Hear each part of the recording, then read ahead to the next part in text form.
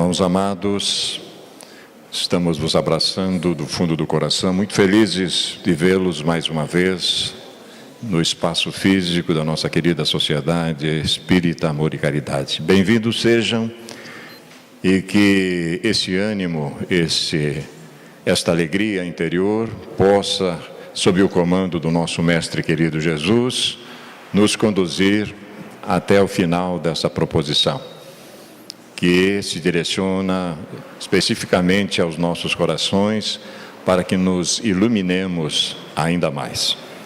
Chegamos, enfim, à última etapa do nosso plantão doutrinário, edição 2013-2014, né? E, sem sombra de dúvida, a inspiração nos sugere que será uma noite maravilhosa. Nós vamos fazer a nossa prece. Em seguida, apresentaremos então as nossas facilitadoras e seremos conduzidos na reflexão proposta. Unamo-nos em pensamento, por favor.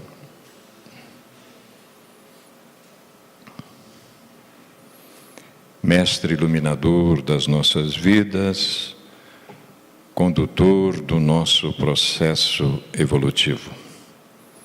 Cá estamos, Senhor, mais uma vez, imbuídos todos da melhor boa vontade possível.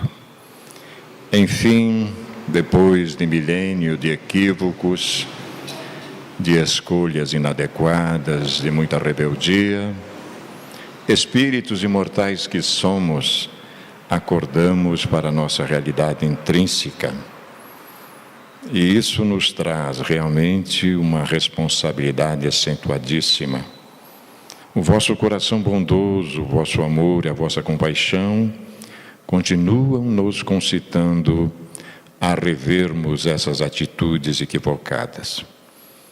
E agora, não nos restando outra alternativa, envidaremos todos os esforços possíveis, Senhor, para não demonstrarmos mais ingratidão ao vosso meigo coração, que nos ama tanto, imbui-se, nos concita, nos busca, para que, enfim, encetemos a caminhada na direção da luz maior. Esta é uma destas noites maravilhosas, Senhor, que desejaríamos que os vossos benfeitores, vossos mensageiros celestes, mais uma vez nos envolvam em ternura e carinho, que a inspiração não nos falte a todos, que ampliemos os nossos níveis de consciência e assimilemos o máximo possível da lição que nos será compartilhada. Envolve na vossa ternura e no vosso carinho também as nossas queridas irmãs, Adriana e Fernanda, para que o esforço demonstrado por elas na confecção desta proposta logre profundo êxito entre nós. Abençoa-nos a todos, Senhor, e fica conosco a partir desse instante. Que assim seja, Senhor. Nona etapa do nosso plantão doutrinário, e graças ao bom Deus, à misericórdia divina, a Jesus, nosso Mestre querido, aos benfeitores espirituais. Num balanço rápido, podemos nos considerar muito felizes, né? A mensagem foi posta. Agora, cada um de nós tem a incumbência de trabalhar em si e crescer sobremaneira nesses fundamentos que aceleram o nosso processo evolutivo. Nesta noite, a proposição do Celeste Roteiro, Eu Sou o Caminho, a Verdade e a Vida, traz para nós o grande desafio de nos tornarmos genuinamente espírita cristãos. A formação da mentalidade cristã, que é uma proposição do benfeitor Emmanuel há muito tempo, né? E agora nós estamos entendendo quanto de razão tinha o nosso querido benfeitor a respeito disso. Será trabalhado também o cerne da questão de que, por louvar o Cristo nas igrejas e menoscabá-lo nas ruas, é que temos naufragado 1000 vezes por nossa própria responsabilidade. Isso é muito verdade mesmo. Esse será o tema que vai ser trabalhado nesta noite. Fernanda Vaz reencarnou nessa existência em Petrópolis no ano de 77. vinculou-se à doutrina em 1998. Está mais afeta às tarefas desta sociedade querida, a Sociedade Espírita Amor e Caridade, e também muito envolvida com o Instituto Educacional Morumbi, o IEM, né? Fernanda faz parte lá. E outras tarefas que a Fernanda faz também junto conosco na área da regional. Facilitadora, ela é expositora tanto da SEAC quanto da nossa regional. É acadêmica do curso de letras da UniOeste, né? Adriane Viola Bacarin reencarnou nessa existência Laranjeiras do Sul, 1978, e vinculou-se à doutrina em 1997. Está mais afeta à Sociedade Espírita Paz, Amor e Luz, tarefeira da nossa sociedade, é coordenadora também de grupos de estudos, é expositora tanto da CEPAL quanto da regional. Advogada especializada em Direito e Processo Trabalhista, bacharel em Administração e pós-graduada em Administração Financeira. Sem mais delongas, nós vamos agora, sob a misericórdia divina, sob o beneplácito dos benfeitores queridos, solicitar às nossas queridas damas que nos conduzam na proposição da noite. Vamos ouvi-las.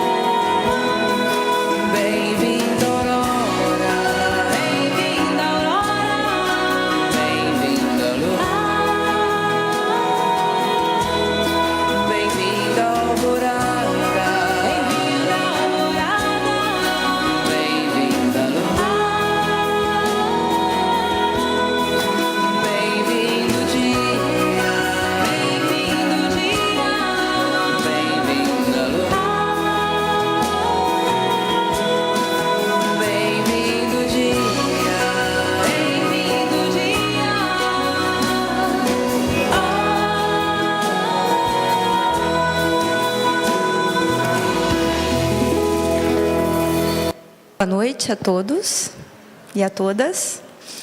Sejamos muito bem-vindos a esta casa. Nesta noite, nesta segunda-feira, último dia do plantão, nesta edição de 2013 e 2014. E é com muita alegria que nós estamos aqui hoje para essa tarefa, por vários motivos, pela oportunidade do trabalho, por esse tema que nos é muito caro ao coração, nos fala da nossa própria história, e também por estarmos com uma amiga muito querida, tendo a oportunidade de juntas trabalharmos. Adriane. Bem, então nós vamos fazer um pouquinho diferente.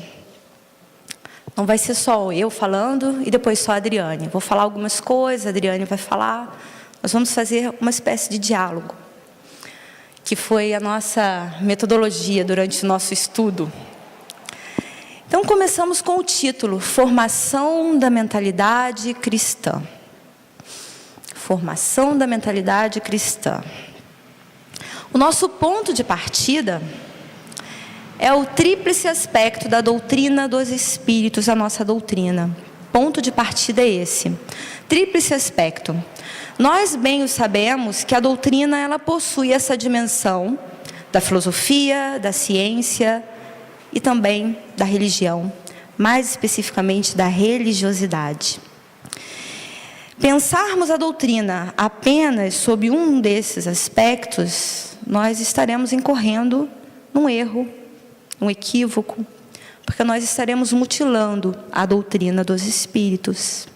Então, a nossa proposta é partir desse entendimento, que eu acredito que já está bem claro para muitos de nós, a maioria que está aqui eu acredito que já é espírita. Nós não vamos aprofundar, nós só queremos dizer de onde nós estamos partindo. Desse tríplice aspecto, e que não podemos considerar a doutrina dos Espíritos apenas sob um desses aspectos, e sim entendendo essa dimensão ampla da doutrina. Quer ficar contigo? Não? E qual é a visão que nós temos de Evangelho? Nós espíritas, nós que estamos chegando agora à doutrina, nós que temos uma caminhada nas outras religiões, seja nessa existência, seja em outras. Qual é a visão que temos do Evangelho? É uma pergunta para pensarmos, para refletirmos, para nortear essa nossa conversa dessa noite. Por quê? Porque formação da mentalidade cristã tem tudo a ver com essa questão. Qual é a visão? Como eu percebo o Evangelho na minha vida? Será que nós entendemos o cristianismo preso a dogmas religiosos ainda? Ou nós percebemos o cristianismo como um corpo de leis morais, para nortear as nossas condutas, não apenas dentro do templo, mas as nossas condutas diárias? Será que nós já conseguimos transcender esses dogmas religiosos? Sabemos que não é tão fácil, porque nós temos uma caminhada, somos seres milenares. Uma das primeiras coisas que nós aprendemos na doutrina dos Espíritos é que a nossa caminhada é milenária. Já estagiamos em vários contextos e temos as nossas experiências religiosas. Desde aquele começo lá atrás, as nossas experiências religiosas já foram várias, não apenas no catolicismo. E às vezes numa mesma existência, nessa agora éramos católicos. Então, como é que nós estamos percebendo e entendendo o Evangelho na nossa vida? Código de ética universal. É dessa forma que o benfeitor Emmanuel nos apresenta o Evangelho, relembrando o próprio Cristo. E a formação de um piso, de uma base, é fundamental para tudo. Qualquer construção, não é mesmo, seu Júlio? Qualquer construção, materialmente falando e moralmente falando, não poderia ser diferente. Toda construção precisa de uma base, precisa de alicerces. E formação da mentalidade cristã tem a ver com essa base, com esse piso, com esse alicerce. Daí a importância e a relevância desse tema, que nós não iremos esgotá-lo, é claro que não, mas iremos levantar a questão. Se quiser falar assim. E qual é a finalidade da religião? Mais uma pergunta. Qual é a finalidade da religião? Se vocês quiserem fazer algum comentário, eu vou pedir para vocês anotarem, né, quem tiver papel, porque ao final nós teremos essa parte da interação. Para não prejudicar o trabalho da filmagem, nós só estamos com um microfone, então vamos deixar essa parte da interação para o final. Essas perguntas é para a gente evocar na nossa mente, para vocês já colaborarem também com as vibrações de vocês. Qual é a finalidade da religião? A gente sabe, falando assim, rapidamente, supetão, que a finalidade da religião é ligar o homem, a criatura, ao Criador. Não é isso que a gente aprende? Isso aí é fácil, acho que até o meu filhinho sabe, até o teu, as tuas meninas também sabem disso. Mas vamos pensar na dimensão dessa pergunta.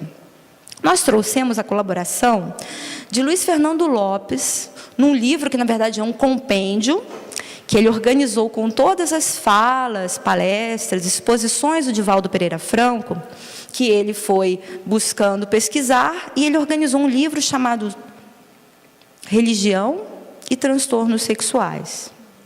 Não, o livro é Sexo e Consciência. E aí, em alguns pontos, né, ele aborda questões muito interessantes, e nós pensamos essa questão. Muitas pessoas procuram a religião para fugir dos seus conflitos psicológicos, o que é um tremendo equívoco. A finalidade da religião não é albergar fugitivos, mas iluminar as almas humanas para que se libertem da consciência de culpa. Então vamos aos grifos aqui para a gente entender a colocação que o autor aqui nos diz. Olha só, conflitos psicológicos, todos nós o temos, e muitos, são muitos, devido à nossa caminhada, às nossas experiências. Conflitos psicológicos. E ele fala assim, que muitos, acho que a grande maioria das pessoas, né, procura a religião então para fugir. Esse verbo já nos fala alguma coisa, fugir, né? Então, fugindo desses conflitos, buscando a religião. E ele diz do equívoco. Outro verbo que me chama a atenção aqui é esse albergar fugitivos. Embora ele não esteja destacado, albergar fugitivos me lembra, sabe o quê? Templo. Me lembra organização física. Lugar circunscrito, exatamente. Esse albergar fugitivos não é essa a proposta. Ainda que nós venhamos para as religiões, seja ela qualquer que seja, por causa desses conflitos, vale a nossa reflexão à medida que nós desenvolvemos a nossa consciência e pensamos um pouco mais acerca da nossa permanência naquela religião, seja ela qual for. Iluminar as almas humanas transcende. Eu não preciso de templo. Aí já começa a melhorar para as nossas reflexões. Quer comentar alguma coisa? Consciência de culpa. Está grifado 2 vezes de propósito, porque nós, isso aqui tem muito a ver conosco, nós somos movidos muitas vezes por essa consciência de culpa. É essa consciência que muitas vezes nos move. Não é um problema isso. O problema é quando a gente não para pensar e refletir sobre isso, procurando se libertar dessa consciência de culpa. Esse que é o problema. E educação evangélica. Agora nós vamos entrar no nosso tema de formação da mentalidade cristã. E eu explico para vocês por que educação evangélica. Nós nos motivamos para chegar a esse tema neste livro do benfeitor Emmanuel, que chama-se Emmanuel, o nome do livro, da obra. Quase lá no finalzinho da obra, tem um capítulo que se chama Educação Evangélica. E um item é a formação da mentalidade cristã, que muito nos chamou a atenção e nós resolvemos transformar aqui nas nossas reflexões. Então, nós partimos desse ponto, motivadas por Emmanuel, educação evangélica. E o benfeitor começa falando: todas as reformas sociais necessárias em nossos tempos de indecisão espiritual, tem de se processar sobre as bases do Evangelho. Essa publicação é de 2010, mas a obra foi publicada em 1938. Foi publicada em 1938. Então, naquela época, o benfeitor já fala de tempos de indecisão espiritual. E nós sabemos o quanto isso é atual. Nós passamos por essa época. Nós estamos em tempos de indecisão espiritual. E ele começa falando que as reformas sociais, ele abrange, ele não está falando apenas da religião, está falando de reformas sociais. Tem de se processar sobre as bases do Evangelho. Como? O benfeitor continua. Como? Podereis objetar-nos. Pela educação, replicaremos. Quer fazer um comentário?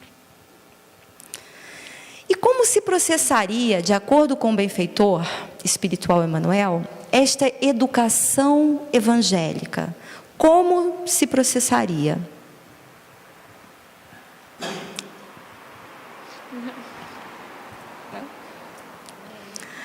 Então, aqui nós fizemos um resumo das colocações do benfeitor. E quando eu li isso aqui ontem, já tinha lido várias vezes, não tinha me tocado de um detalhe. Eu já vou comentar para vocês. Então, para não trazer todo o texto, eu trouxe em itens. Ele fala da necessidade de um plano pedagógico.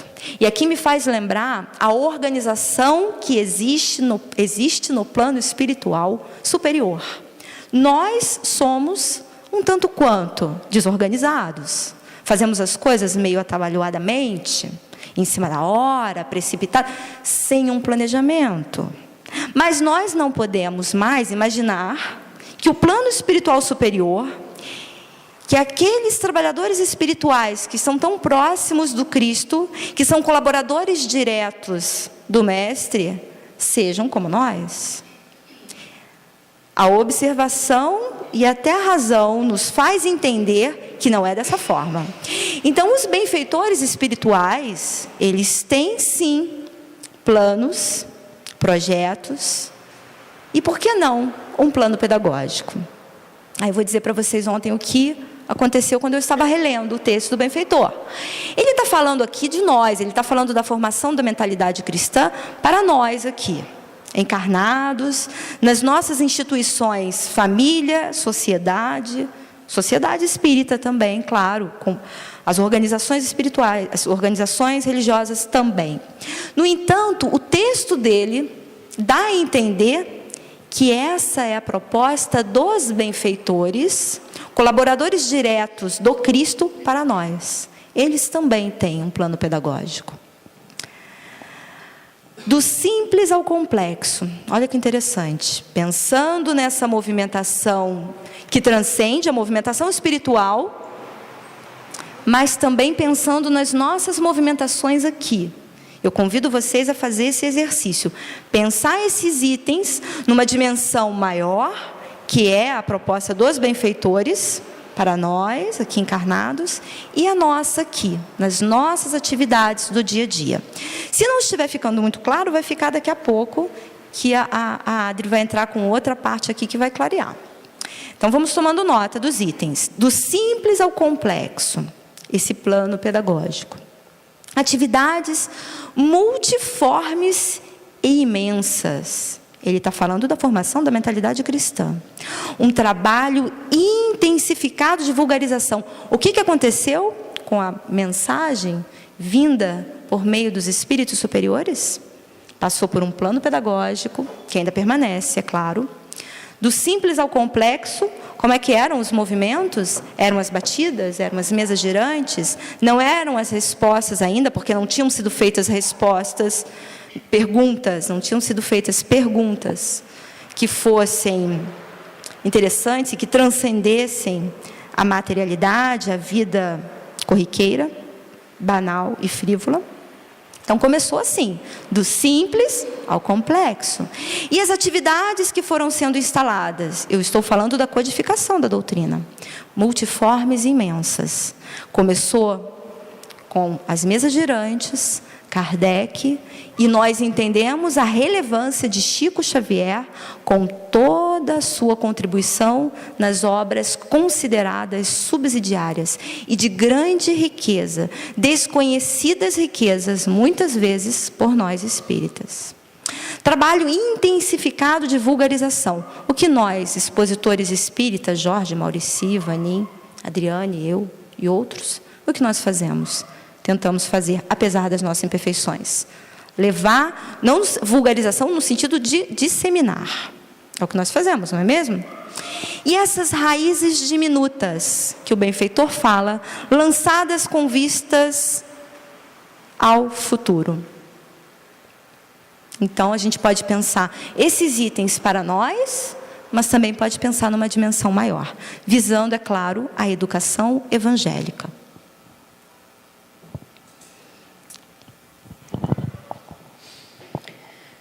O benfeitor Emmanuel, ele traz também o subitem da educação evangélica, e que ele mesmo dá o nome, que ele chama de resultado dos erros religiosos. Toda vez que nós pensamos em religião, remonta em nós alguns arquétipos da nossa consciência, daquilo que nós vivenciamos no que se refere à religião. Então vem para nós, muitas vezes, um conjunto de dogmas, um conjunto de rituais, de movimentos cabalísticos, barganhas, trocas, vários deuses.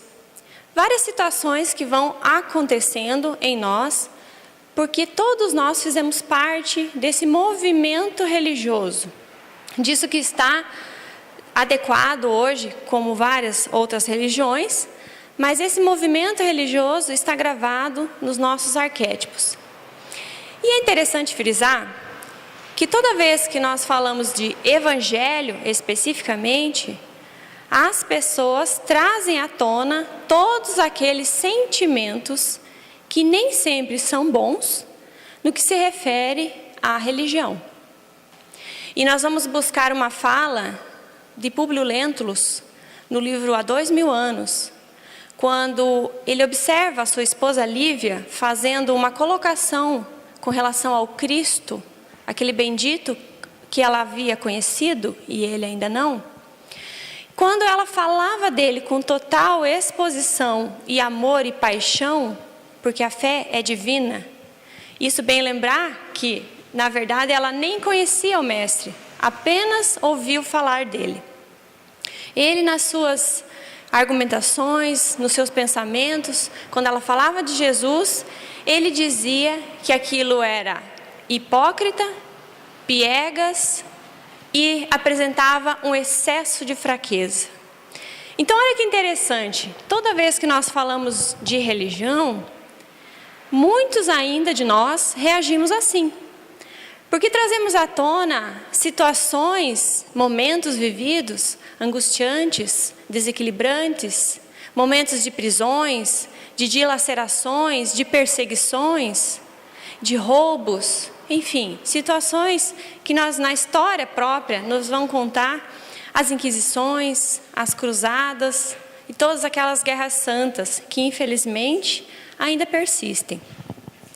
E Emmanuel faz a seguinte colocação com relação ao cristianismo propriamente dito. Ele vai dizer que a missão do cristianismo na Terra não era a de mancomunar-se com as forças políticas que lhe desviassem a profunda significação espiritual para os homens. O Cristo não teria vindo ao mundo para instituir castas sacerdotais e nem impor dogmatismos absurdos. Olha só, a missão dele não era vincular-se com as políticas, fazer conluio, vincular-se com atos desonestos. E como que é que se procederam as questões do cristianismo no decorrer da história? Então, essa não era a objeção, o objeto. E ele fala, continuando nessa mesma proposta, que todas as atividades bélicas, todas as lutas antifraternas no seio dos povos irmãos, quase a totalidade dos absurdos que complicam a vida do homem, vieram da escravização da consciência ao conglomerado de preceitos dogmáticos das igrejas que se levantaram sobre a doutrina do Divino Mestre, contrariando as suas bases, digladiando-se mutuamente, condenando-se umas às outras em nome de Deus. Não foi isso que aconteceu? Quantos livros psicografados recebem os abençoados psicógrafos? Divaldo Franco mesmo tem vários, que trazem à tona e lembranças de alguns espíritos que até hoje, muitas vezes, muitos séculos depois, são perseguidores do Cristo, por conta das mutilações, das escravizações e de todas essas problemáticas que a religião equivocada cometeu nos passados tenebrosos. E não seríamos nós mesmos aqueles equivocados do passado? Aliado ao Estado, o cristianismo deturpou-se, perdendo as suas características divinas. Mas eu lhes pergunto, qual era a religião de Jesus? Ou melhor, qual era a doutrina de Jesus? Jesus trouxe uma informação nova para os seus filhos, seus irmãos daquele tempo. Nós, na primeira revelação, tínhamos um perfil. Tínhamos a necessidade de recebermos instruções, regras de conduta, para que aquela multidão, aquele grupo, não se deturpasse com o tempo, não se degladiasse até a morte, e não houvesse tamanhas irresponsabilidades da nossa parte. Então nós recebemos informações na primeira revelação. Quando Cristo veio ao mundo, compreendeu-se que nós já estávamos numa condição de receber um algo a mais, uma informação acrescentada sobre a primeira. E o que é que Cristo veio nos ensinar? Veio trazer a nós a religião dele mesmo, do Cristo cósmico, do amor universal, da fraternidade, da benevolência, da indulgência para com o próximo, do perdão das ofensas, de todas as beneficências que nós teríamos que ter para com o nosso próximo. A igualdade entre nós todos e não a diferença. Como é que ficaram as questões depois da vinda do Cristo? É o que Emmanuel fala para nós. Elas não ficaram com o seu propósito inteiramente.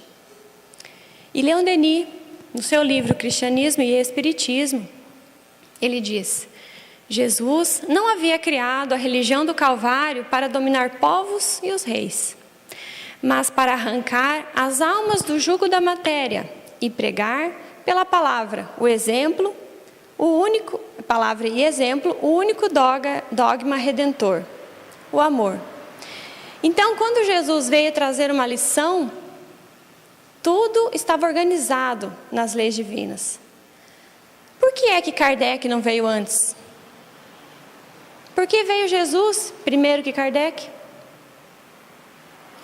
Era compreendido que nós precisávamos da mensagem do amor, da mensagem do sentimento. E posterior a isso, depois da lição compreendida, é que nós teríamos então a lição da inteligência, da razão, do intelecto. E não poderia haver falhas na lição do amor. Por isso que Jesus veio ele mesmo. Hoje, quando nós observamos as pessoas com problemas dos mais variados, os suicídios, os homicídios, os abandonos de modo geral, as crueldades que nós vemos a qualquer canto, nós nos remontamos a essa mensagem não compreendida. E por essa razão é que veio a questão do sentimento, a questão do amor. Do contrário, nós não precisaríamos do sentimento. E não é pelas questões intelectuais que as pessoas cometem tantas atrocidades, mas é o coração que faz com que nós tenhamos tantas problemáticas, porque nós ainda não avançamos no critério do sentimento. E nós vamos encontrar no livro Nosso Lar uma mensagem de André Luiz, que ele fala dele mesmo. Ai, por toda parte, os cultos em doutrinas, os analfabetos do espírito. É preciso muito esforço do homem para ingressar na academia do Evangelho do Cristo. Então nós chegamos à conclusão, que na fala de Alcione iremos transcrever para vocês, que o Evangelho, em sua expressão total, é um vasto caminho ascensional, cujo fim não poderemos atingir legitimamente sem o conhecimento e a aplicação de todos os detalhes. Muitos estudiosos presumem haver alcançado o termo da lição do Mestre, com uma simples leitura, vagamente raciocinada. Isso, contudo, é erro grave. A mensagem do Cristo precisa ser conhecida, meditada, sentida e vivida. É um vasto caminho ascensional. E nós concluímos aqui que é um círculo virtuoso em que todos nós podemos estar inseridos, bastando a vontade e a boa intenção. Então, quando nós começamos a conhecer esse caminho ascensional de subida, de crescimento, de melhoria, nós muitas vezes, numa leitura vã, numa leitura pequena, pensamos que já compreendemos essa lição, quando na verdade a questão exige muito mais de nós. E nós pegamos também a fala de Kardec, quando ele mencionava a questão dos estudos da doutrina espírita, em que ele citava para nós que aquele estudo deveria ser sério e continuado.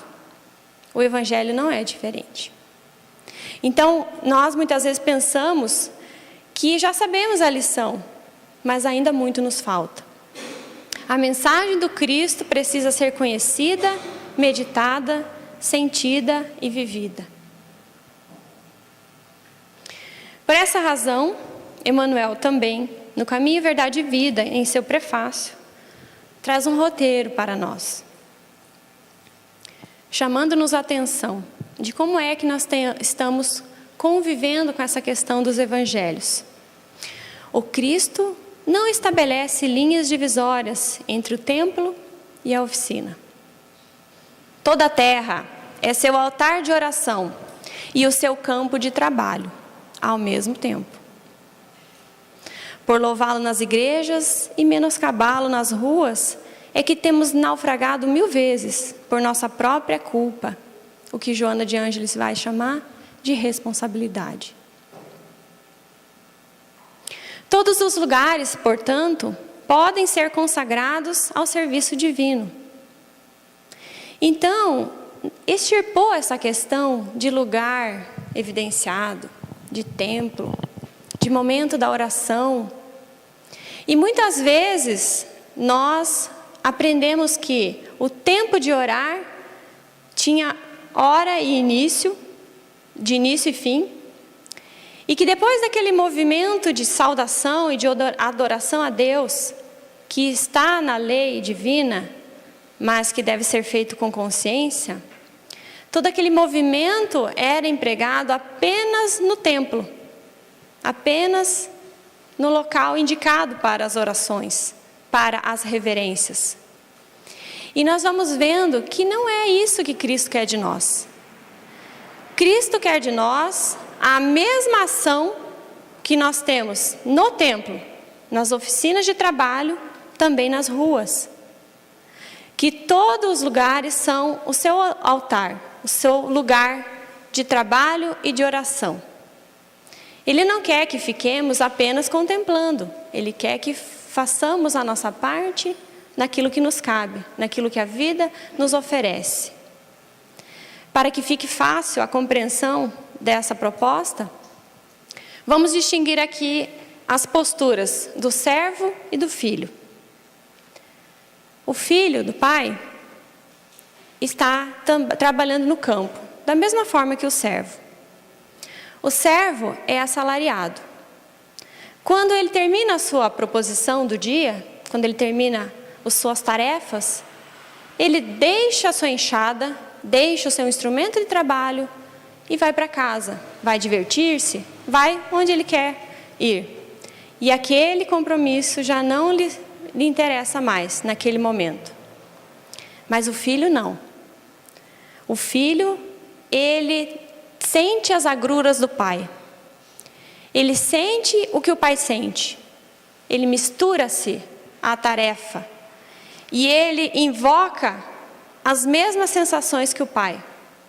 Porque ele tem interesse na mesma questão que o pai tem interesse. O que somos nós? Servos ou filhos? Então essa proposição, ela é invocada. Ela é uma proposição que vai nos chamar a atenção para uma postura de vida. Cristo não é um senhor de uma doutrina, de uma religião, não. O governador espiritual do orbe é muito mais do que isso.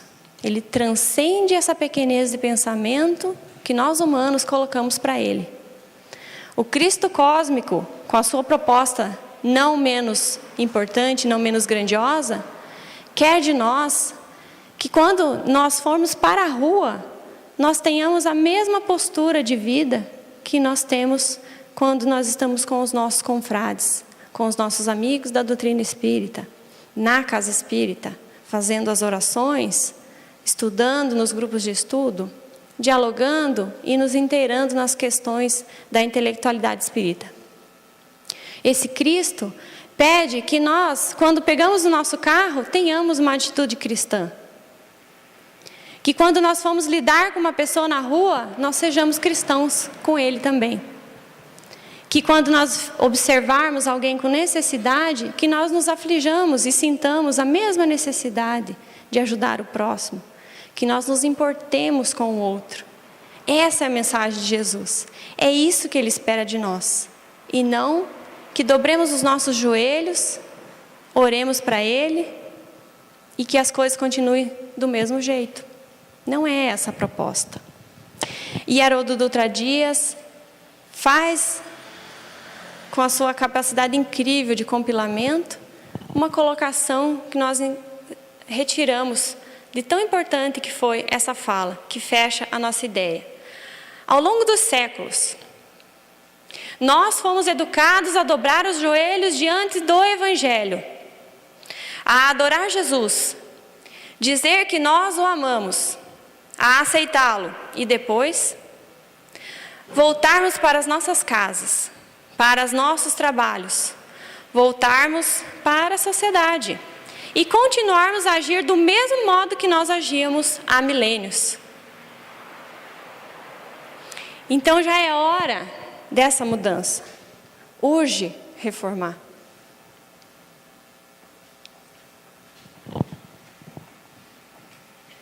Não fecha, abre. Essa colocação abre mesmo.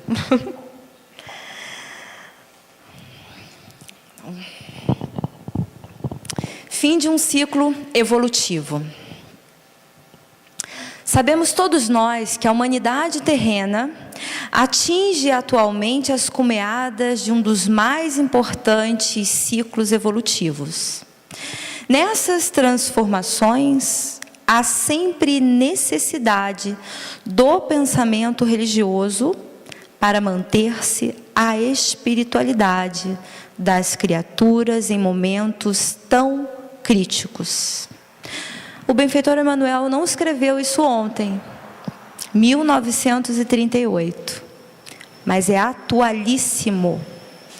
Fala-se muito, falamos dessa movimentação, dessa caminhada pela qual nós estamos passando, o nosso planeta, por essa transição planetária. Sabemos que os ciclos são uma realidade. Na nossa vida, nós percebemos isso. As estações do ano nos mostram isso. Então, nós sabemos que estamos passando. E como o benfeitor chama a atenção, nesses momentos de transformações, que são também materiais, são climáticas, nós estamos sentindo isso na própria pele. há sempre a necessidade de um pensamento religioso para que possamos manter a espiritualidade, desenvolver, ampliar em momentos tão críticos. O benfeitor continua: a ideia cristã se encontrava afeto o trabalho de sustentar essa coesão dos sentimentos de confiança e de fé das criaturas humanas nos seus elevados destinos. Sabemos que essas transições, elas acontecem, e não é um fenômeno de agora, é algo que sempre aconteceu. Os ciclos, essas movimentações, essa transformação, a lei do progresso, sabemos disso. Todavia, encarcerada nas grades dos dogmas católico-romanos, a doutrina de Jesus não poderia, de modo algum, amparar o espírito humano nessas dolorosas transições. Quando nós trazemos essa colocação, literalmente, do benfeitor espiritual Emmanuel, nós queremos chamar a atenção para os grifos, é claro, pensando sobretudo nessa questão das grades dos dogmas católico-romanos. Nós não estamos aqui criticando a Igreja Católica. Não, faltaríamos com a caridade se estivéssemos fazendo isso. Nós estamos fazendo uma reflexão crítica, procurando nos colocar, inclusive nesse contexto, para compreender a nossa responsabilidade de hoje, espíritas. Então, o benfeitor, de forma clara e límpida, ele fala que ainda que a gente compreenda e saiba dessa movimentação necessária, material, espiritual, dessa evolução pela qual o planeta passa, já passou em outros momentos e continua passando, nada fica estático, nada fica parado. Ainda que a gente saiba, compreendam, dentro da nossa possibilidade, ele chama a atenção para essa doutrina de Jesus, que ficou encarcerada durante muito tempo, nessas grades de dogmas, de práticas exteriores. E essa doutrina estagnada, presa, ela não poderia amparar o espírito humano nessas dolorosas transições. Todas as exterioridades da igreja, e aqui a gente pensa nesse dogmatismo religioso, deixam nas almas atuais, sedentas de progresso, um vazio muito amargo. Interessante a proposta do benfeitor, vazio amargo. Eu fiquei tentando imaginar, eu gosto das palavras, eu fiquei tentando imaginar, vazio amargo. E aí nós lembramos da passagem evangélica, conhecida por todos nós, da mulher samaritana, em diálogo com o Mestre. Jesus chega, interessante que Jesus chega até a mulher com uma questão material, a sede. Agora que nós estamos passando por essa onda de calor, a gente sabe o que é essa sede, né? A gente toma água e daqui a pouco a gente já está com sede de novo. Então Jesus chega com uma questão material, uma necessidade física. Olha como é que Jesus é pedagógico. Olha como ele é mestre por excelência. Ele chega com uma questão material, mas transcende. Todas as passagens de Jesus, todas, nos fazem transcender da matéria, do que é transitório, para algo maior, nos mostrando que nós somos muito mais do que a matéria, do que o corpo físico. Não é chover no molhado falar isso para espíritas. Não é.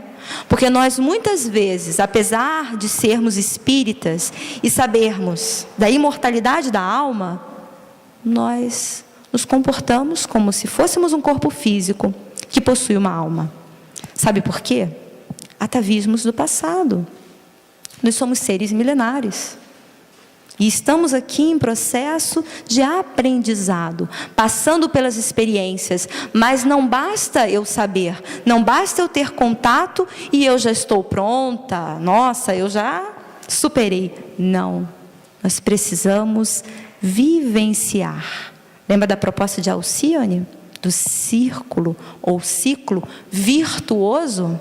Conhecer, como é que é mesmo? Eu anotei aqui, ó. Conhecer, meditar, sentir e viver. Interessante, o sentir vem primeiro, né? Antes de viver. Que interessante. Não quer dizer que eu não vá voltar. É óbvio, é um ciclo. Nós temos uma caminhada enorme para frente. Se nós temos para trás, nós temos para frente. E agora que eu tenho contato com a doutrina libertadora, pronto, eu já atingia o ponto máximo. Não, nós temos muito chão pela frente. Então eu conheço, eu medito, eu sinto. Aqui é o nosso problema. Conhecemos, meditamos vagamente, sentimos friamente e vivenciamos superficialmente. Não estou falando de ninguém, estou falando de nós. Então, voltando para a passagem da mulher samaritana, Jesus chega com uma proposta e transcende. Ele transcende. E aí a mulher tinha um conflito. Depois que ela vê que Jesus não era um profeta qualquer, imaginemos a cena. Imaginemos nós diante de Jesus. Quando Ele nos pede água, nós estamos perto do poço. A gente já sabe a história, eu não vou contar a história. Fiquem tranquilos. Mas imaginemos a situação. Ela percebe que Ele não é um mestre qualquer. Ele começa a falar para ela coisas da vida dela, coisas íntimas, profundas, que talvez ela nem tenha verbalizado para outras pessoas, talvez nem para ela mesma. E quando ela percebe, ela começa a desconfiar que ela está diante de alguém diferente, então ela aproveita para tirar a dúvida de um conflito religioso. Por quê? Aquelas pessoas que ela conhecia, as pessoas do povoado dela, ali da região dela, adoravam Deus naquele monte que era ali próximo. Porque a gente sabe dessa disputa, dessa briga, desse problema que existia, dessa cisão entre samaritanos e judeus. Samaritanos eram considerados impuros por uma invasão que tinha acontecido há algum tempo atrás, lá atrás. Na invasão das terras, o que acontece? Há mescla, não é isso? E os judeus consideravam os samaritanos impuros por isso. Então, no monte Gerazim,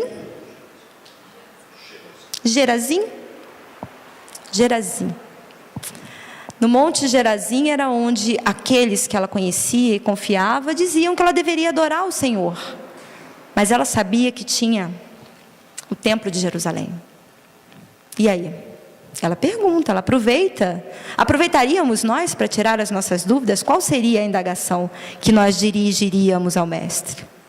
E ela pergunta isso. E aí Jesus fala para ela, de forma brilhante, linda, mais uma vez transcendendo, que haverá um tempo em que o Senhor será adorado em espírito e em verdade. No nosso coração, no nosso sentimento. Jesus está falando, Emmanuel repetiu exatamente isso. Não há diferença para Deus e para o Mestre, que faz a vontade, fez a vontade, faz do Pai, entre o templo e a oficina de trabalho. Caminhemos um pouco mais, porque urge reformar, e o tempo urge também, né?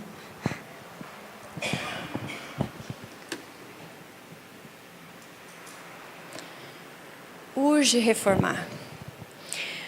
No Evangelho segundo o Espiritismo, esse abençoado livro, que esse ano completará 150 anos da sua existência, para a nossa sorte, nós vamos encontrar uma colocação de Kardec: Espíritas, amai-vos, eis o primeiro ensinamento.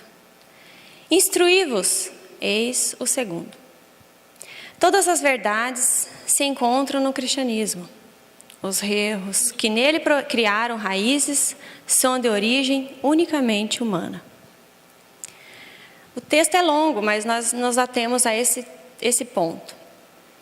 Como já foi falado, todos nós, quando chegamos à doutrina espírita, nós trazemos os ares cristãos, porque as outras religiões também tem Deus e Jesus como ícone. No entanto, o que nos atraiu para a doutrina espírita, muitas vezes, foi a fé raciocinada. E é muito interessante que quando nós observamos quem é que está conosco nos grupos de estudo, são pensadores, filósofos, pessoas de opinião, pessoas que têm algo para contribuir, que dizem muitas coisas relacionadas a essa fé religiosa que hoje lhes chega às mãos. No entanto, o problema que nós apontamos aqui é que muitas vezes nós temos um grupo de intelectuais que tem uma pedra no coração. Esses sabem tudo, conhecem do início ao fim, do fim ao início, todas as questões do Livro dos Espíritos, das outras obras da codificação, conhecem todas as leis universais, ou pelo menos parecem conhecer, mas no sentimento ainda há uma dificuldade enorme. E é interessante que, em primeiro lugar, é o amor, e não a instrução. Não é o sentir primeiro do que o vivenciar? Então, nós notamos que a dificuldade é que nós aprendemos algumas questões na doutrina espírita, porque ela felizmente nos oportuniza essa grandeza, esse tesouro que nós temos nas mãos, como diria a irmã Aila para o nosso querido Haroldo Dutra Dias em uma das suas conversas, o tesouro que nós temos nas mãos é grandioso, e isso nos incita, nos fascina, mas a dificuldade é, e que nós chamamos a atenção mais uma vez, é que nós ainda não compreendemos que a necessidade e o que vai nos modificar de fato é o coração. Ninguém falou que aquele que souber mais será salvo. Não. Kardec veio dizer que fora da caridade não haveria salvação. E para fazer a caridade verdadeira, aquela compreendida por Jesus, benevolência, indulgência e o perdão das ofensas, requer uma dose grandiosa de sentimento, de amor, de boa intenção e de humildade. Um novo mandamento vos dou, ele disse, que vos ameis uns aos outros, assim como vos amei, que também vos ameis uns aos outros. Nisto todos conhecerão que sois os meus discípulos, se tiverdes amor uns aos outros. Então nós só seremos discípulos desse mestre verdadeiramente pelo sentimento. Não é por quem sabe mais. E muitas vezes nós observamos muitos fazerem discursos belíssimos, mas na vida particular tem uma dificuldade imensa de transpor o sentimento, de dizer o que sentem e de vivenciar tudo aquilo que aprenderam. E é por isso, diz Emmanuel, que a nossa palavra bate insistentemente nas antigas teclas do Evangelho cristão, porquanto não existe outra fórmula, que possa dirimir o conflito da vida atormentada dos homens. A atualidade requer a difusão dos seus divinos ensinamentos. Não existe outra forma, olha só, que possa dirimir os conflitos da vida atormentada dos homens. O que é que nos atormenta? Nós falamos há pouco. O que é que nos causa tanta amargura? Não é porque nós não compreendemos questões científicas e filosóficas, matemáticas. Não. É o sentimento. É o sentimento que nos traz os problemas. E é pelo sentimento que muitas vezes nós caímos, erramos. Chico Xavier tem uma fala que eu gosto muito. Ele diz assim, dizia: o Espiritismo, de fato, liberta as consciências aprisionadas, mas é o Evangelho que nos ensina o que fazer com a liberdade adquirida. Eu posso ter liberdade, mas eu posso fazer muitas besteiras com a liberdade. Como diz Paulo de Tarso, tudo me é lícito, mas nem tudo me convém. Há necessidade de que se organize uma consciência espírita, na base da filosofia simples do Evangelho, do sentimento, porque Jesus veio trazer o amor, apta a orientar os sentimentos coletivos no sentido de direção, dentro dos sagrados objetivos da paz e da fraternidade.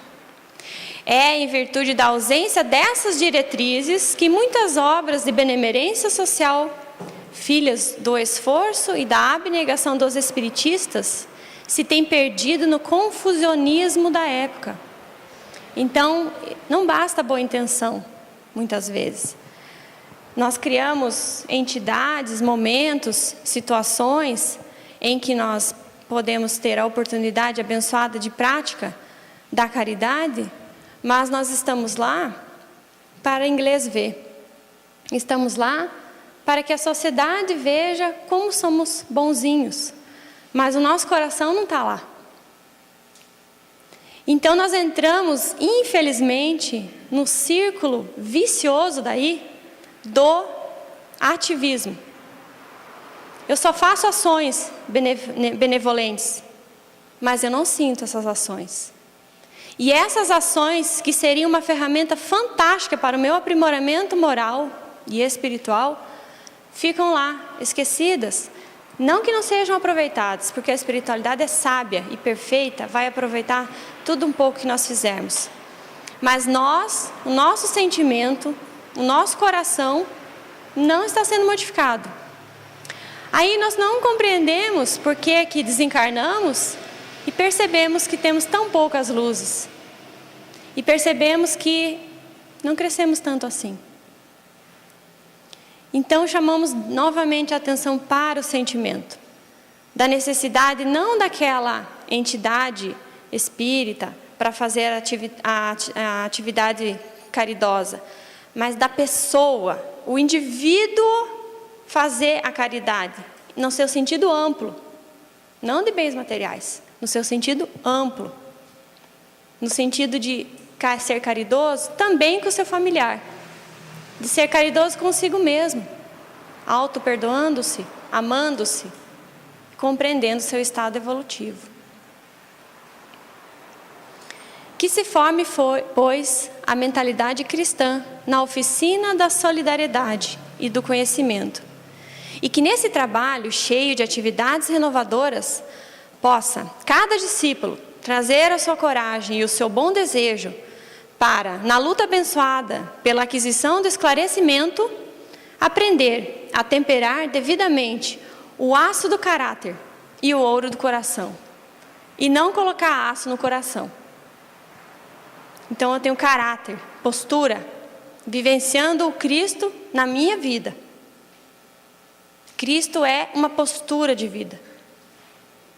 Quando nós conhecemos essa luz divina de Deus, através desse Jesus abençoado que nos chegou à terra, nós não conseguimos ficar como éramos antes.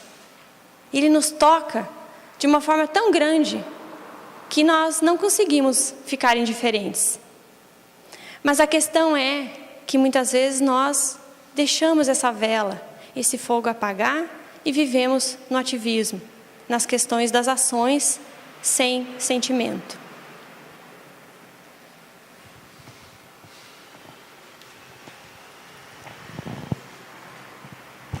Se ninguém quiser comentar depois, estou anotando um monte de coisa para comentar. Necessidade da educação pura e simples. Evangelizando o indivíduo, evangeliza-se a família. Regenerada esta, a sociedade estará a caminho de sua purificação, reabilitando-se simultaneamente a vida do mundo. É a colocação do benfeitor, Emmanuel. Não é novidade para nós, sabemos disso. Evangelizando o indivíduo, nós estamos evangelizando aos moldes da proposta do Cristo. Estamos evangelizando a família, regenerando a família, a sociedade, que é composta, que é feita de várias famílias, estará a caminho da sua purificação. O benfeitor chama atenção para esse esforço individual. Nós sabemos que estamos caminhando de forma coletiva, sabemos disso. A evolução está acontecendo. Falamos em transição planetária, mundo de regeneração, estamos falando do coletivo. Mas ele chama a atenção para o esforço de regeneração individual. E aqui nós paramos um pouquinho para pensar, porque nós não podemos modificar o outro, não é verdade? E a gente sabe disso. Nós estamos, assim, cansados de saber disso. Mas a reflexão que ele nos traz é a nossa parte. É essa que nós devemos fazer. E chama atenção, obviamente, para essa autoeducação. E uma tarefa, colocamos num grifo até numa cor diferente, tarefa nem sempre amena. Não é fácil nos educarmos. É lógico que não é. Porque é muito mais cômodo e fácil e tranquilo ficarmos da mesma forma que nós éramos. É muito mais fácil falar mal do outro. É muito mais fácil criticar. É muito mais fácil sentar em frente à televisão e ficar com aquelas imagens na nossa frente. É muito mais fácil fazer o que todo mundo faz. É muito mais fácil fazer o que nós sempre fizemos. No entanto, a nossa consciência nos cobra. É ela quem nos cobra. E de forma individual. Nos cobra constantemente daquilo que a gente já pode. É interessante, a consciência não cobra daquilo que a gente não pode fazer, mas daquilo que a gente já consegue. E há empecilhos? Nós perguntamos a nós mesmos. Há empecilhos a esta educação evangélica? Além daquilo que a gente já falou, que é muito mais fácil, né? Muito mais cômodo. Aqui o benfeitor chama atenção para 2 pontos, falando diretamente da religião e da ciência. Ele fala desse espírito de separatividade que existe ainda entre as religiões. Mas não sejamos nós aqueles que vamos alimentar isso. Quantas vezes os nossos comentários são maliciosos? Sim. Porque nós achamos que pelo fato de sermos espíritas, nós somos um pouco melhores do que o católico, do que o evangélico. Então, um comentário sutil, mas mordaz. Então, esse espírito de separatividade, ele coloca como um empecilho. Ele traz esses 2 empecilhos. O materialismo demolidor, que campeia. É a nossa sociedade, ela é materialista. Eu desconfiava disso, mas agora eu tenho certeza absoluta. Os valores que são trabalhados, que são oferecidos, que são veiculados, são materialistas. Por quê? Porque falta a formação de uma mentalidade cristã. Então, esses 2 pontos que estão vinculados diretamente à ciência, no caso, mas a gente pode pensar de uma forma ampla, e às religiões, o benfeitor chama a nossa atenção que seriam esses grandes empecilhos, além, é claro, dos que nós trazemos conosco. O Evangelho do Divino Mestre ainda encontrará, de forma profética, em 1938, Emmanuel nos fala, ainda encontrará por algum tempo a resistência das trevas, a má-fé, a ignorância, a simonia, que é a compra ou venda ilícita das coisas espirituais ou temporais ligadas às espirituais. O império da força conspirarão contra ele, contra o Evangelho do Cristo. Mas tempo virá em que a sua ascendência será reconhecida. Os frutos não são nossos. Jesus não se desmotivou pelo fato de saber que muita coisa seria deturpada. É claro que ele sabia. Sabe aquela passagem da mulher samaritana? aquela que eu relembrei ainda há pouco.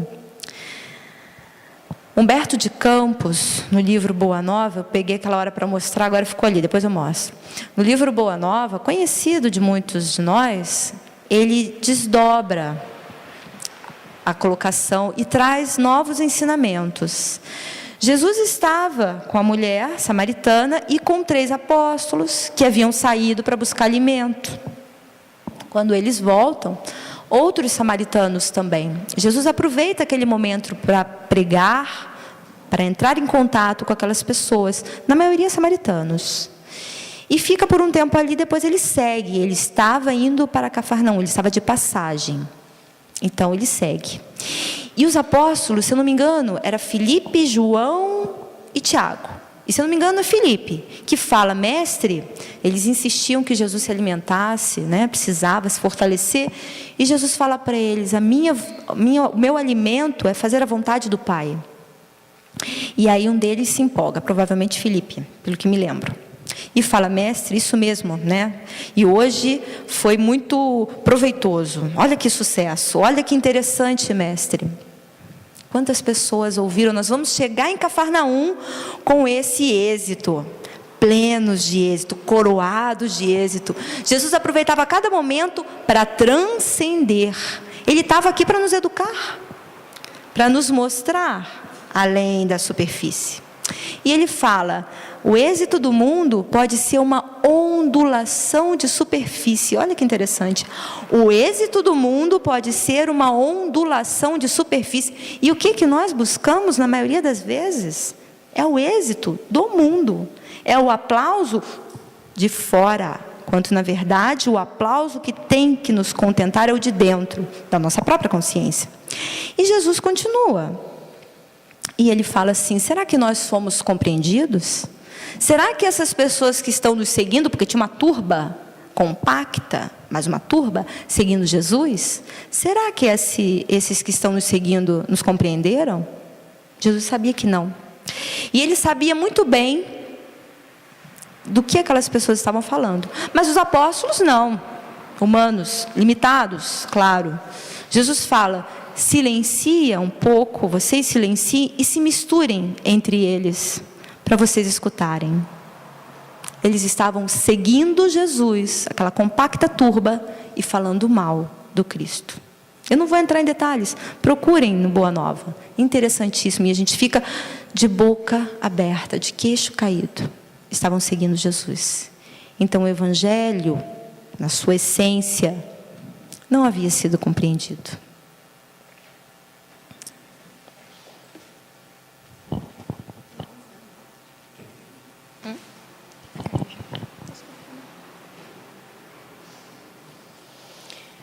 Já finalizando, a religião é o sentimento divino. A religião é divina, cujas exteriorizações são sempre o amor, nas expressões mais sublimes.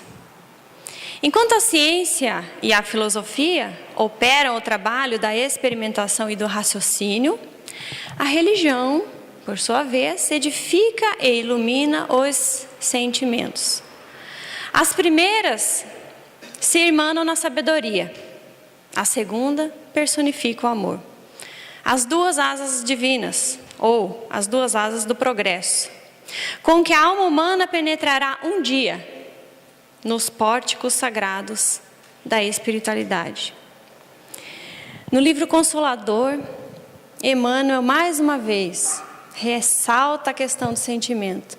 Mas ele quer dizer aqui que não há que deixarmos a questão da intelectualidade. Não, ao contrário, devemos sim buscar compreender as questões das leis divinas e outras questões que fazem parte da intelectualidade. No entanto, se nós ficarmos focados apenas na questão da intelectualidade, o sentimento fica desprovido e nós não conseguimos o equilíbrio das 2 partes. E o nosso progresso individual ficará comprometido. Ó amigos da terra, quantos de vós podereis evitar o caminho da amargura com o preparo dos campos interiores do coração? Acendei vossas luzes antes de atravessar a grande sombra. Buscai a verdade antes que a verdade vos surpreenda. Suai agora, para não chorardes depois. Toda a tarefa, no momento, é de formar o espírito genuinamente cristão. Terminado esse trabalho, os homens terão atingido o dia luminoso da paz universal e da concórdia de todos os corações. O momento é de formar o espírito genuinamente cristão. Mas nós falamos da formação da mentalidade cristã, da formação desse espírito genuinamente cristão. Por quê? Para quê? Por que que nós temos que ter, então, essa base, essa formação da mentalidade cristã? Nós, até então, pensávamos que já tínhamos essa base. E a resposta, quem nos dá, é Paulo de Tarso, ou o apóstolo Paulo. Ele está lá na questão 1009. Gravitar para a unidade divina. Eis o fim da humanidade. Unidade divina. Consagrareis a unidade divina, tendo unidos o sentimento e a razão. Reforçando a questão da razão, do intelecto, e o sentimento, coração, amor e sabedoria, as asas do progresso. Então é nesse momento em que nós conseguimos consagrar essa unidade de razão e sentimento, é que nós iremos nos unificar a essa divindade. Eis o nosso objetivo, porque senão, por que é que nós estaríamos aqui? Por que é que Deus teria nos criado? Essa é a proposta, essa é a nossa colocação. O Senhor, contudo, nunca nos deixou desamparados. A cada dia, reforma os títulos de tolerância para com as nossas dívidas, e como são muitas. Todavia, é de nosso próprio interesse levantar o padrão da vontade, estabelecer disciplinas para uso pessoal e reeducar a nós mesmos ao contato do Mestre Divino. E nós vemos no Novo Testamento uma colocação intitulada Grandes Tribulações, que muitas vezes, quando nós líamos essa mensagem, nós tínhamos um pavor, porque o Cristo falava de mudanças, de modificações. E na abençoada doutrina espírita, que nos amplia os horizontes da interpretação, que não fica presa à letra que mata, mas ao espírito que vivifica, na fala de Paulo de Tarso, nós conseguimos esmiuçar certas colocações e trazer para a nossa prática, para aquilo que nós podemos interpretar nesse momento em que nos encontramos, quando já conseguimos interpretar. Não teria como interpretar essa colocação em outros tempos, mas hoje sim, hoje é possível. E nós retiramos um trecho apenas, que é o que nos basta. Então, os que estiverem na Judéia, fujam para os montes. O que estiver sobre o terraço, ou sobre o telhado, não desça. Nem entre para pegar algo que dentro de sua casa. Quem estiver no campo, não volte para trás para pegar a sua veste. No livro Caminho, Verdade e Vida, capítulo 140, intitulado Para os Montes, Emmanuel nos faz vislumbrar o que é que Jesus quis dizer com isso. Quer ele dizer nada mais, nada menos que a Judéia trata-se do campo das ideias espirituais. E que se estivermos num patamar intitulado Judéia, que nós fujamos para os montes das ideias superiores. Que nós subamos o nosso nível, que nós cresçamos a nossa intelectualidade e o nosso sentimento. E aquele que já estiver no terraço, que ele não desça.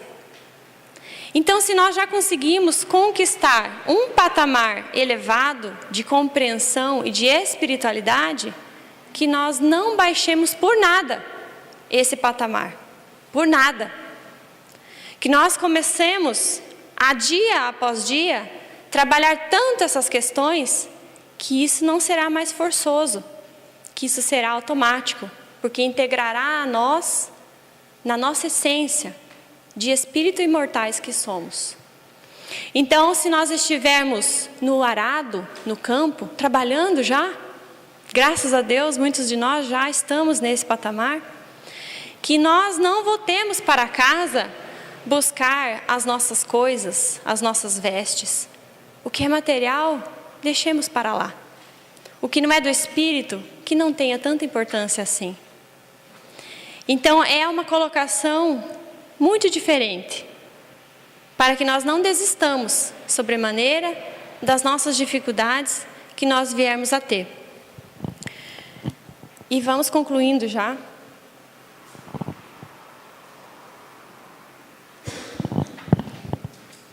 E o que nós fazemos do Mestre? Já estamos no finalzinho. O que nós fazemos do Mestre? O que nós fizemos, o que nós fazemos do Mestre? É também o Espírito Emmanuel, no livro Vinha de Luz, capítulo 100, que nos fala. Ele pergunta, o que fazemos do Mestre? Não basta fazer do Cristo Jesus o benfeitor que cura e protege. Aqui nós estamos falando do consolo. O aspecto consolador da doutrina, e que nos consola realmente, e que nós precisamos. Mas ele continua. É indispensável transformar o Mestre em padrão permanente da vida, por exemplo e modelo de cada dia. Padrão permanente. Eu não sei se é por esse motivo, mas eu me identifico muito com Emmanuel, e talvez seja por isso, porque ele escolhe bem as palavras. Eu não escolho tão bem assim na hora que eu vou escrever, porque eu não sei ainda, não consigo, né? Mas ele é ótimo na hora que ele vai escrever, porque ele escolhe as palavras, não são aleatórias. Podem ter certeza, não são aleatórias. Ele está falando de padrão permanente da vida. Exemplo e modelo de cada dia. E aqui o grifo que nós já chamamos a atenção. Que são as referências. Esse é o livro que eu havia comentado do Boa Nova. Não termina a lição do Cristo ali. Ele fala para os apóstolos que o importante é a consciência tranquila. O material humano com que eles iriam se deparar era esse, ele falou para os apóstolos. Ele falou que basta é a nossa consciência tranquila, a ligação com o Pai, procurando fazer a vontade do Pai onde quer que estejamos, e que a nossa consciência esteja tranquila de estarmos fazendo o nosso melhor. Que o Divino Mestre não seja uma imagem, que o Divino Mestre não seja um símbolo religioso, um ícone, mas sim um padrão permanente. Um modelo a ser seguido, um guia. Guia é aquele que nos leva, porque nós estamos em passagem, nós não somos daqui, estamos em passagem, num processo de aprendizado. Que ele possa ser aceito por nós como esse guia que conhece o caminho e também conhece a cada um de nós. Muito obrigada.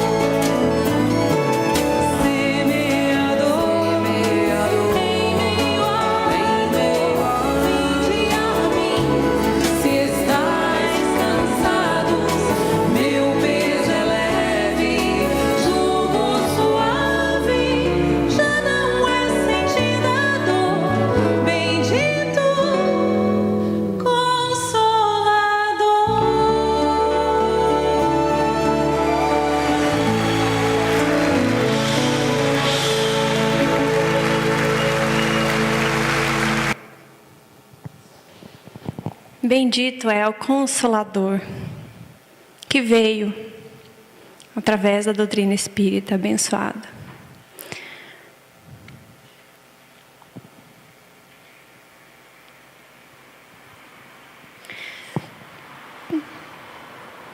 É necessário crescer.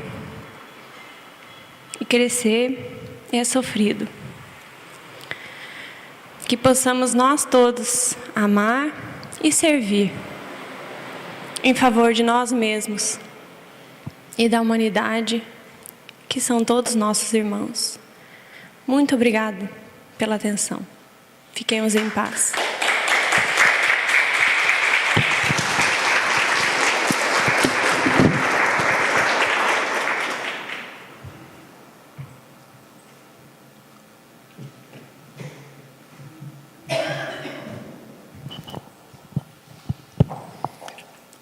Boa noite a todos. Meu nome é Claudemir Destro, eu sou presidente da 10ª URI e fui incumbido aqui de proferir algumas palavras ao final. Tradicionalmente, ao final de cada plantão, nós organizamos uma pequena troca de ideias. Hoje, combinei com o Vanim que nós corremos o risco de, ao falar qualquer coisa, apenas fazer ruído. A mensagem foi tão profunda e ao mesmo tempo tão sintética, já que espelha o pensamento de Emmanuel, que entendemos melhor parar por aqui.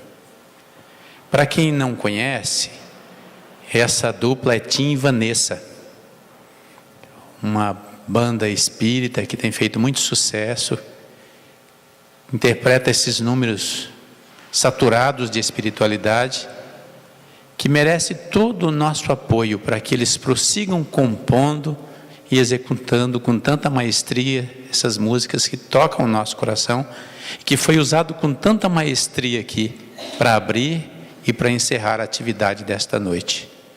Quero, em nome da 10ª União Regional Espírita e de todos os espíritas da região, agradecer a todos os expositores que dedicaram seu tempo pesquisando, se preparando nas diversas edições, né, que nós tivemos aqui a cada segunda-feira. A todos vocês, vejo vários aqui, nossa gratidão, e posso dizer para vocês que quem mais aprendeu fomos nós, os que pesquisamos para apresentar.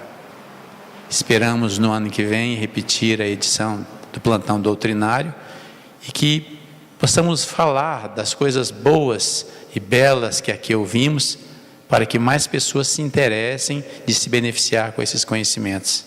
Muito obrigado. Parabéns aos nossos expositores desta noite. Passo agora ao Vanim para fazer o encerramento, então. Enfim, né, o nosso encerramento, a gente já sente um gostinho assim de gostaríamos de ter mais. Mas se projeta para 2014, 2015, uma nova edição que nós vamos inclusive explicar aqui. Ele se transfere então lá para a CEPAL, né? A CEPAL já vai estar em mais condições, já passou pela sua reforma e sucessivamente o ano seguinte possivelmente retornará também a nossa SEAC, né? Felizes, realmente com o coração em paz, com harmonia, a dedicação foi total, desde que chegaram nossos companheiros, desde a primeira etapa, todo mundo se empenhando, né, para que lográssemos esse êxito maravilhoso. Então, nós vamos fazer, por favor, Pedro, só esta lâmpada aqui para nós, daí nós vamos só apagar essa lâmpada para nós, por favor. Isso, obrigado. Aí está, então, a 4ª edição do nosso plantão, né? Iniciou-se no dia 16, nós vamos passar rápido para que a gente faça essa síntese, né? Centrada na figura do mestre, que não poderia ser diferente, né? Fala-se muito esse ano no beijo, fala-se na copa, mas na dádiva maior que a humanidade recebeu, pouco se fala ainda, né? Mas nós vamos ver que gradativamente projeta-se, o benfeitor bem diz, e mais cedo ou mais tarde essas coisas virão à tona.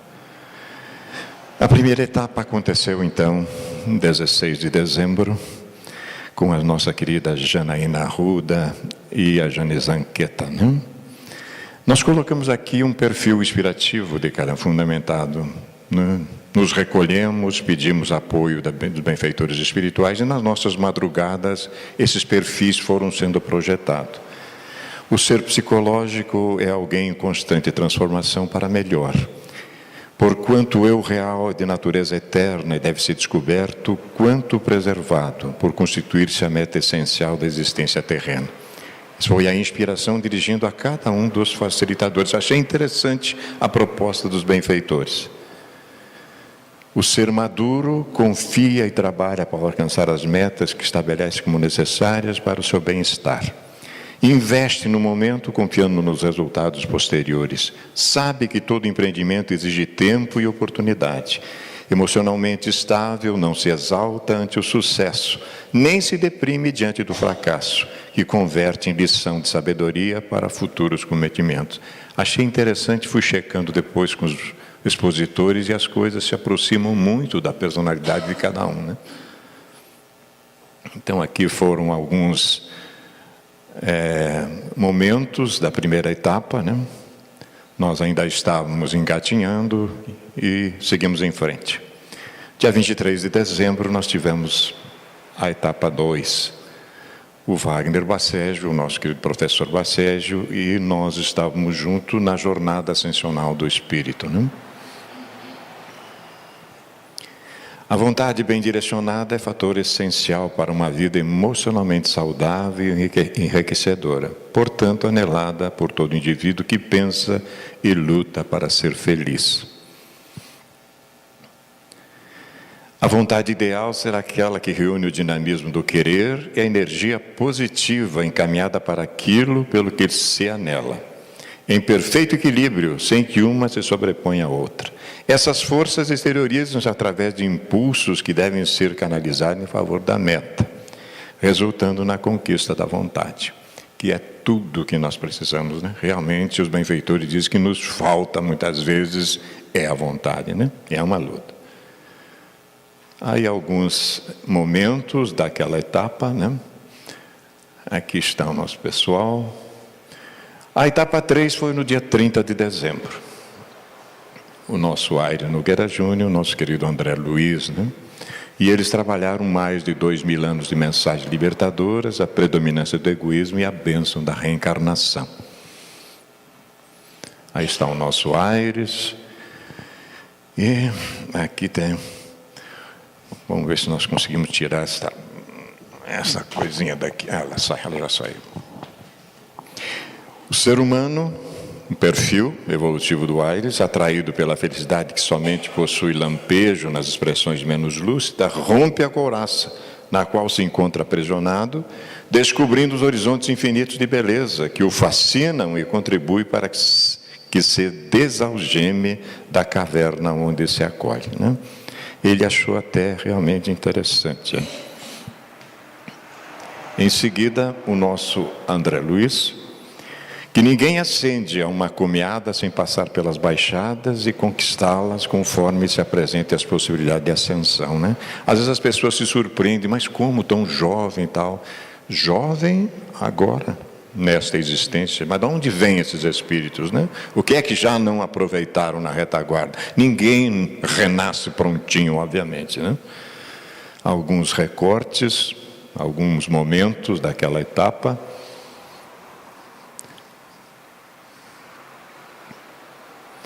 Dia 6 de janeiro, já entramos no ano de 2014, na etapa número 4. O nosso querido Jorge Bombonato e Maurício Machado, nossos companheiros de estrada, né? A gente vive na estrada com esses dois, né? Agora eles nos deram um pouquinho de folga, né? Mas diz que vão me requisitar de novo. E, aliás, ainda vamos voltar aqui um pouquinho. O Jorge e o Maurício trabalharam os pensadores que influenciaram a formação de Kardec e o discurso e diálogo do bom senso encarnado, né? Aqui está o nosso Jorge. E o perfil evolutivo do nosso Jorge é que a autoconsciência conduz o indivíduo à compreensão de como deve agir dentro dos códigos sociais, muito dele próprio, de ética, de interrelacionamento pessoal, estruturando a estabilidade. Essa conquista se expressa na graciosidade dos movimentos, na conduta jovial e enriquecedora de alegria, no intercâmbio fraternal de considerável rendimento emocional, né? O Jorge superou barreiras enormes, né? Quem vê essa coisa grande aí é um coração muito grande, realmente. Aqui está o nosso Maurício também. E à medida que o ser se compenetra da realidade que é como espírito imortal, mais fácil lhe torna o crescimento intelecto-moral, graças ao qual processa as dificuldades e desafios, empreendendo a inabordável marcha da felicidade. Conheço o Maurício há muitos anos, ele se enquadra perfeitamente nisso. Algumas passagens, alguns momentos, então, daquela etapa. 13 de janeiro, nós avançamos para a etapa 5, né? Aí está o nosso Nelson e o seu filho querido Marcelo, né? Eles trabalharam exatamente essa questão fundamental de Jesus, guia e modelo, né? Aí está o nosso Nelson, companheiro de muitos anos de estrada também. O conhecimento do Espírito como realidade básica da existência orgânica faculta o entendimento dos objetivos que devem ser buscados durante a vilegiatura carnal. Etapa necessária ao processo da evolução, por cujo meio desabrocham os germes da sabedoria e do amor nele vigente. O Nelson também não era assim, ele foi se fazendo, ele não chegou zen assim agora, ele já vem de muito tempo trabalhando isso. Já deve ter renascido, inclusive, lá no Tibete também, né? É possível. Aí está o nosso Marcelo, né? A autorrealização é todo um lento e complexo processo de despertamento, desenvolvimento e amadurecimento psicológico de todas as adormecidas potencialidades íntimas que estão latentes no ser humano, como suas experiências e realizações ético-morais, estéticas, religiosas, artísticas e culturais. Ele realmente tem uma visão surpreendente das coisas. Equivale esclarecer que é todo um esforço bem direcionado para a realização do eu profundo, do self, e não da superficialidade das paixões do ego, né? É uma luta e ele está vencendo também. Alguns momentos aqui fizeram uma dinâmica, né, até diferente, né? Avançamos mais um pouco. O debate e o nosso pessoal aqui. Até a mamãe veio também, ela estava aí também, né? A dona Vera estava presente aí. 20 de janeiro, avançamos para a etapa número 6. Aí a nossa conselheira Vânia Maria de Souza e o seu genro Laudelino Risso trabalhando, buscando viver com Jesus. Muito interessante. E o perfil diz que na busca da autorrealização e para lograr o êxito do cometimento, vale a pena acrescentar a técnica de serviço ao próximo, né? É a área dela, que constitui emulação para superar seu desinteresse existencial, desde que a sua passa a ser uma vida útil, da qual outras dependem, estimulando ao prosseguimento da luta, mesmo que momentaneamente sob dificuldades que também promovem o raciocínio, a capacidade para o crescimento interior, a coragem para vencer impedimentos, né? Isso é muito bom. Aqui está o nosso Laudelino. A medida mais eficaz para que se evite o agravamento dos distúrbios psicológicos encontra-se na constante autoavaliação da conduta. Ele nos confessa que realmente faz isso. Em exame frequente da atitude pessoal em relação ao grupo social ao qual se encontra, não se deixando alienar por expressões extravagantes mediante a própria supervalorização ou a presunção de imbatibilidade. Alguns momentos nós passamos, né? Ele fez uma dinâmica também, o debate, né? A etapa número 7 foi no dia 27 de janeiro. Aliás, nós estávamos nesse dia de aniversário de casamento, né? Muito interessante. Marcamos bem esse dado. Aí está o nosso Claudemir Desto, nosso querido presidente, e o nosso Eloy também, né? Que é esta alma bondosa que está sempre aqui conosco. E trabalharam a importância do trabalho de Paulo para a sobrevivência do Evangelho. Extraordinário achado, realmente, né? Fundamental isso, muito bem elaborado. O indivíduo é a medida das suas realizações interiores e de toda a herança que carrega no seu inconsciente, o que equivale a dizer que é o resultado inevitável da sua longa jornada evolutiva, na qual passo a passo se liberta do instinto mediante o uso correto da razão, desta passando para a intuição. Foi o perfil que nos chamou muita atenção do nosso querido presidente. Aqui está o nosso Eloy. Uma vida mental e moral saudável, assinalada por hábito edificante, amplia a capacidade do superconsciente ou self, para que os laboratórios celulares produzam irradiações específicas portadoras de equilíbrio e paz. Da onde o Eloy tira isso, né? Obviamente que dentro da sua capacidade evolutiva. Aí está, alguns momentos também dessa etapa. Debate, né? Muito interessante.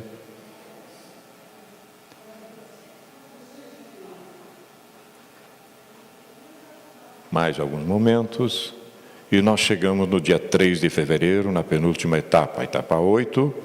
E aí a nossa querida Ariana Carvalho e o nosso querido Rodrigo Veronese trabalharam de uma maneira magistral a parábola dos talentos, né? Ainda vamos tirar muitos dividendos desse trabalho belíssimo. A Ariana vai continuar compartilhando também nas nossas sociedades esse enfoque belíssimo que eles deram para a parábola dos talentos.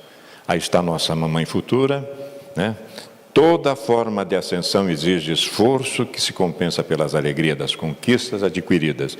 No que diz respeito à superação do ego, entendendo-se como necessária a manifestação do self, a contribuição da vontade, às vezes difícil, torna-se relevante porquanto a permanência no estágio do instinto apenas igualmente produz aflições que não são compensadas nem transformadas em bem-estar, qual ocorre na conquista consciente do ser profundo. É uma perseguição que nós temos que fazer constantemente, né? Nosso Rodrigo, todo aquele que adquire madureza emocional no grupo familiar e no conjugal está preparado para os relacionamentos em esferas mais amplas no agitado mundo dos interesses sociais. Alguns momentos também, que vamos voltar aqui um pouquinho, né? O debate e a foto final também aqui. Enfim, chegamos hoje, claro que nós não temos ainda, né, momentos, mas nós vamos fazer a montagem e depois nós vamos fazer um presente para todos os expositores dessa montagem aí, né? Hoje a nossa Fernanda Vaz e a nossa querida Adriane Bacarin trabalharam o grande desafio de nos tornarmos genuinamente espíritas cristãos e a formação da mentalidade cristã de uma maneira sem reparo. Como disse o nosso querido presidente, não haveria nem necessidade de nós colocarmos mais alguma coisa. Foram muito felizes realmente na escolha e na montagem da sua temática. O perfil da nossa Fernanda é que todo ser humano é portador de força criadora. E ela não cessa de criar, ela me põe na parede mesmo, né? Ela me exige, né? Que se desenvolve através do relacionamento com outro da mesma espécie. Para o êxito do cometimento, torna-se fundamental o autodescobrimento, a fim de ser identificados o lado negativo que faz parte da personalidade, a face escura desse poder natural, evitando que predomine nas relações que sejam estabelecidas, né?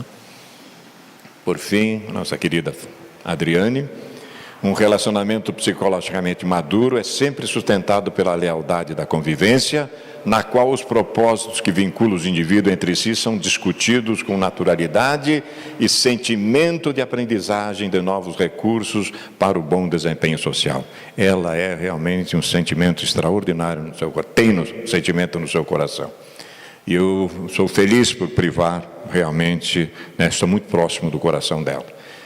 Todos os conceitos exarados sobre os perfis foram sugeridos por inspiração e constam da obra O Despertar do Espírito, da benfeitora espiritual Joana de Ângeles, né? Volume 10 da série psicológica. Foram de lá que foram tirados esses conceitos.